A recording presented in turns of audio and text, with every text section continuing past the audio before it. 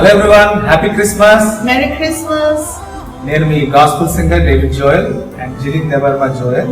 మహిమ సే తుజో బడా హువా అనే ఒక చక్కటి హిందీ క్రిస్మస్ సాంగ్ మేము రిలీజ్ చేయడం జరిగింది. మహిమ సే తుజో భరా హువా జ్యోతి మే సదా రహనే వాలా. సో ఈ సాంగ్ ని నల్లి ప్రభాకర్ గారు ప్రొడ్యూస్ చేశారు. మరి ఈ పాట పాడడానికి మాకు అవకాశం ఇచ్చారు. అందుని బట్టి ఆమెకి మా హృదయపూర్వక ధన్యవాదాలు తెలియజేస్తున్నాం.